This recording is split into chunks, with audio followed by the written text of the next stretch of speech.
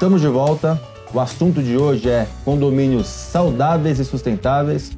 Você que perdeu o primeiro bloco, volte e assista. E, como diz meu filho, para ficar legal, se inscreva no canal, Conde TV. Essa é uma frase que meu filho fala para mim sempre dos youtubers que ele acaba assistindo. Quem tem filho sabe do que eu tô falando. Marcos, começar com você. Primeiro, antes de entrar em casos específicos, a gente consegue transformar um condomínio, você é muito especializado na questão de construção, né? E os selos, normalmente, são voltados para construção sustentável. Porque é muito mais fácil você construir algo sustentável do que você transformar algo em saudável e insustentável. Mas é possível a gente aplicar alguns pontos em condomínios, mesmo os antigos, né? Mesmo de 50, 60 anos. Sim, com certeza, Ricardo. A gente tem uma certificação hoje exclusiva para edifícios existentes. Por exemplo, o LEED EBOM, né? A certificação mais conhecida hoje do mercado brasileiro, é focada em prédios existentes. E é possível e faz todo sentido também a questão da habilidade financeira.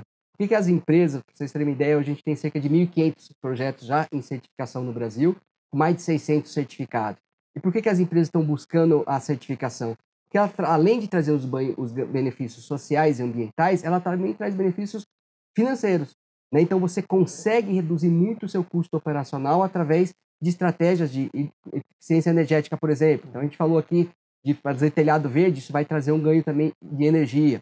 Películas de controle solar, eu não preciso nem trocar o vidro, é um vidro que tem lá hoje ganhando muita carga térmica, eu coloco uma película transparente que não muda em nada a fachada e reduz às vezes 6, 7 graus a temperatura interna dentro do ambiente. Nossa. Né? Eu tenho e não é muito custoso. Não, são muito factíveis, né? E o payback dessas estratégias todas se dão em média aí. Tem, lógico, estratégias que se pagam em 3 meses, tem estratégias que se pagam em 3 anos. A média dessas estratégias se pagam em no máximo 5 anos. Então, quer dizer, você investiu em 5 anos... Essa da película, você falou uma coisa importantíssima. É muito normal em condomínio você ter áreas comuns, por exemplo, salões de festas, que é muito quente, porque o sol bate diretamente. E uma película pode resolver grande parte desse problema. Exato. E aí, quando você coloca a película, além da questão do conforto que você traz, você reduz o consumo de ar-condicionado, se esse ambiente é climatizado. Que a luz hoje está caríssima, a energia elétrica está caríssima no nosso país. E a tendência, a gente já trabalha com o Observatório do Clima Brasil 2040, a tendência, infelizmente, é que a conta de energia vai continuar subindo. Né? Porque a temperatura média do Brasil até 2040 deve subir em torno de 2 a 3 graus. Isso vai forçar a questão do alto consumo de energia e vai aumentar o preço. Então a gente busca já estratégias para isso. A mesma coisa que a gente fala na parte de água, né? Fazer uma captação de água pluvial é uma coisa muito simples hoje, não exige grandes tecnologias e você consegue reduzir muito o seu consumo de água, né? E aí usar essa água não para fins potáveis, mas para fins não potáveis mesmo, para limpeza dos jardins, né? Para irrigação, para lavagem de uma forma geral. Então, existem muitas estratégias bacanas aí para serem incorporadas. Perfeito. Alexandre, o que você já implementou? Não o que você pegou implementado, o que você já implementou nesses condomínios que você toca? A gente pega muito pouca coisa implementada, isso é uma vantagem e uma desvantagem, né? Mas eu já implementei reuso de água, já implementei utilização de água de mina, que o condomínio tinha, e que no caso descartava. Eu já implementei telhado verde, parede verde, enfim... é mais focado para essa questão. Ou é uma coisa, assim, a informação para a gente é uma coisa bastante importante. Isso tudo que você está trazendo para a gente, essa questão da película, eu já sabia, mas muitas pessoas não sabem. Exato. Até uma coisa dificultosa para você explicar. Mas imagina quantas outras tecnologias tem por aí que a gente não tem à mão para poder fazer a implementação.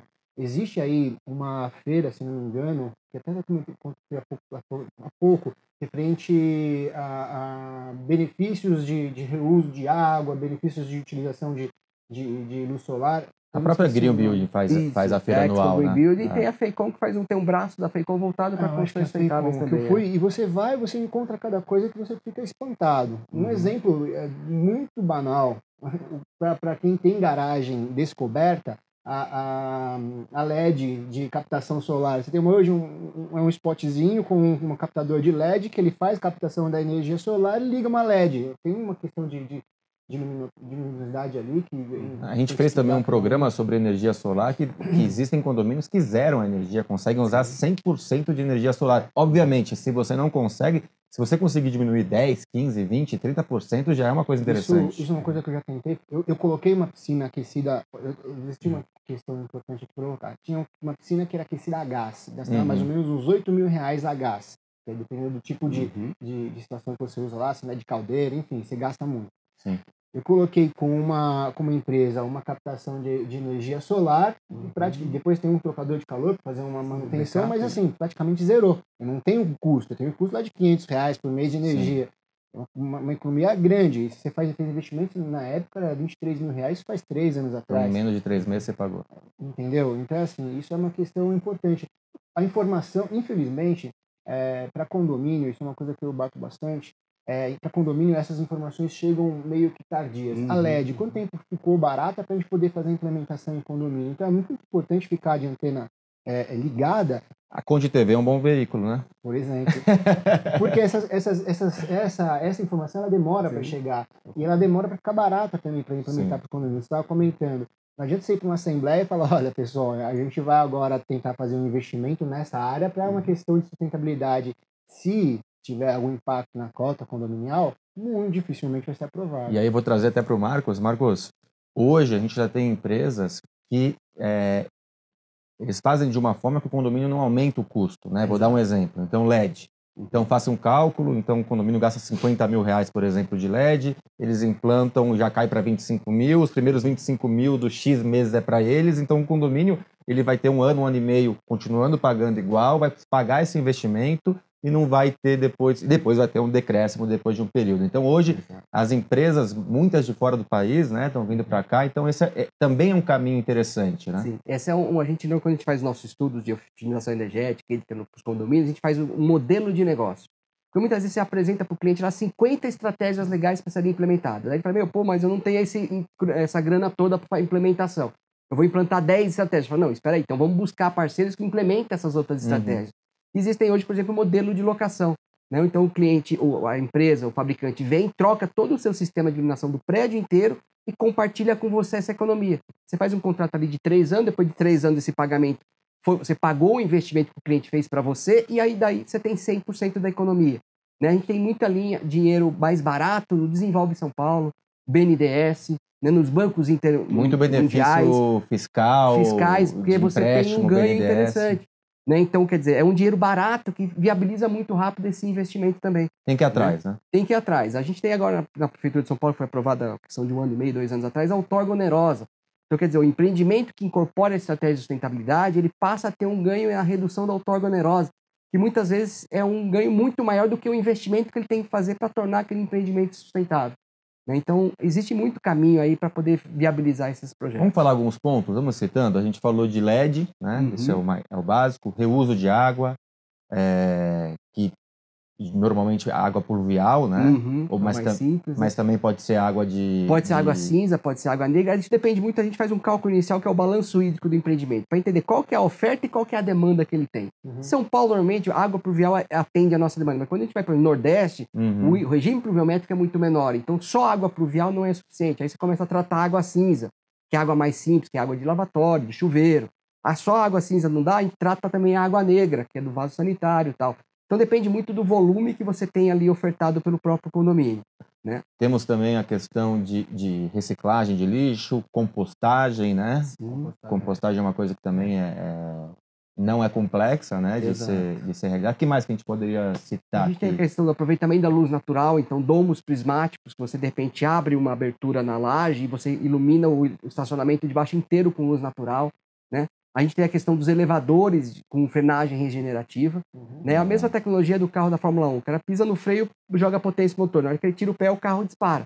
O elevador é a mesma coisa. A cabine está descendo, ela freia, ela gera energia mecânica para outra cabine que está subindo, por exemplo. Bacana. Isso traz uma economia de 35% no consumo de energia. E as empresas de elevador não instalam? Isso é uma coisa que... Não, se você pegar os últimos elevadores de 5 anos para cá, os novos, todos eles já saem com essa tecnologia. Mas os antigos você consegue retrofitar esses elevadores para incorporar essa tecnologia. Né? Então isso é viável e traz uma economia muito grande. Muitas vezes o elevador é o terceiro maior gasto de energia do condomínio. Né? Só perde às vezes para ar-condicionado, iluminação. Então isso é uma coisa. Ar-condicionado também é um mercado que evoluiu demais. E tem ar-condicionados e ar-condicionados, né? Exato. O problema é a gente avaliar, né? Eu vou até fazer uma propaganda aqui, não tenho nada para isso, mas, por exemplo, o Fujitsu, que é uma marca que comparado com outras marcas, aí não vou falar mal de outras marcas, eu tenho e a diferença de gasto é tremenda. Então tem que também saber que ar-condicionado comprar, né? Exato. Mas aí a gente tem na parte de água também, a parte de mictórios dual flush vai mais ou menos virou comum, né? Aquele de Sim. 3 e 6 litros. Mas se você tem um consumo muito grande de água, você pode ir para um sistema de esgoto a vácuo, por exemplo. Né? No dual flush você tem 3 ou 6 litros. No esgoto a vácuo você gasta 0,7 litros por descarga. Então, por exemplo, ele se paga muito rápido. Né? A gente tem a sede do Santander aqui em São Paulo que instalou esse sistema no prédio comercial, que se pagou em 6 meses, só com a economia que se gerou. Gerou 60 mil litros de água por mês. E aí começa essa economia depois. E aí você consegue ter todo esse ganho. Né? Alexandre, para o síndico, ele tem que saber vender isso, né? Para os condôminos, né? Porque ainda culturalmente o nosso país ele não é tão rico nesse sentido de pensar em sustentabilidade, em condomínios saudáveis. Então a gente tem que ter essa missão, né, de trazer essa conscientização e implantação dentro dos condomínios. Então a gente precisa ter um conhecimento, buscar conhecimento e saber vender isso. Vender, que eu digo, vender a ideia, né? Para que seja adotado isso. É importante, né? A parte mais importante é você saber exatamente o que você está colocando para os moradores. Buscar a ideia, eu conheço bastante situações, por exemplo, como uma questão do telhado verde, porque eu tive que ir atrás por conta de uma demanda que me apareceu. A questão da captação solar, por exemplo, que é a questão dessa piscina, foi um dos primeiros, quando eu coloquei, para vocês terem uma ideia, outros 2 prédios vieram me procurar para entender o que eu estava fazendo. E quando eu expliquei que era piscina, esperaram eu fazer uma implementação para depois buscar. Existem algumas dificuldades de você pegar essas informações e levar para um condomínio, ou fazer a proposta de como implementar aquilo. Mas você tem que entender de uma forma abrangente, principalmente quando isso requer um certo investimento, para que você explique para ele, é isso que você está falando. Ao longo do tempo isso vai se pagar, mas ela vai se pagar não imediatamente. O payback é uma coisa que as pessoas costumam entender rapidamente. O problema é o tempo que esse payback leva. Muitas pessoas, por exemplo, compram empreendimentos hoje e já se programam mudar, ou compram um pequeno e se programam mudar para um maior. Então, o longo prazo de investimento é uma coisa que às vezes não é muito bem vista para alguns moradores. Então, você precisa vender como um empreendimento total, valorização, que é uma coisa que hoje em dia as pessoas veem. Então, por exemplo, o condomínio que eu coloquei lá, eu coloquei 5 jardins, imagine, em áreas que você tinha laje. Valorizou imensamente. A gente fez depois uma pegada de imagem de um drone. Assim, às vezes não é só a redução financeira, a valorização do patrimônio. E quando eu vou levar alguma coisa para a Assembleia, onde é uma situação que eu já tive dificuldade de pegar informação, e para levar para a Assembleia, talvez tenha até a dificuldade de explicar para eles, eu apelo para essa parte, que é a questão da valorização. Marcos, para finalizar, a importância de você ter a equipe treinada também, né? Porque existem condomínios que tem muita coisa implantada, o zelador não tem conhecimento nenhum, quem opera não tem conhecimento nenhum, e aí ali o tiro sai pela culatra. Com certeza. A gente sempre, quando a gente está pensando em estratégias para os condomínios, né, sejam comerciais ou residenciais, a gente pensa em quem vai operar. Então a gente busca estratégias anti-síndico, que o cara que não sabe operar, ele não vai também estragar, né? Porque você tem que ter esse cuidado, porque a questão do usuário final é importantíssimo, né? Não adianta nada a gente pensar em um sistema economizador de água com o cara que não está aí para poder fazer aquela economia. Então um treinamento, uma capacitação dos funcionários é sempre importante, né? Uma conscientização que é feita nos condomínios também é muito importante. E aí você sempre atrelando o ganho daquela estratégia que foi colocada como no empreendimento, porque acho que é isso que vai viabilizar e, né, fazer com que isso de fato aconteça. Perfeito. Antes de agradecer vocês, eu vou chamar um quadro que é o Aplicando Advertência. E a advertência hoje vai para você, síndico, que não foca na questão de sustentabilidade e do condomínio ser saudável. O síndico é o representante daquela coletividade. Tem que preocupar com a parte financeira, tem que se preocupar com a parte de engenharia, tem que se preocupar com a parte de segurança, mas também com a parte de qualidade de vida, com a parte de sustentabilidade, com a parte das pessoas serem saudáveis. Então, você como representante, assuma essa função, passe alguns conhecimentos para os moradores, para os funcionários, e implante várias alternativas que, além de tudo, vai trazer e gerar economia para o condomínio onde você é o representante, onde você é o síndico. Marcos, muito obrigado, muito rica a sua participação. Espero revê-lo aqui outras vezes. Obrigado, Ricardo, pela oportunidade. Estamos à disposição aí para ajudá-lo sempre que for possível. Alexandre, mais uma vez, sempre rica a sua participação e até breve. Muito obrigado. Obrigado também por conhecer o Marcos. É uma ferramenta importante para a gente. Com certeza.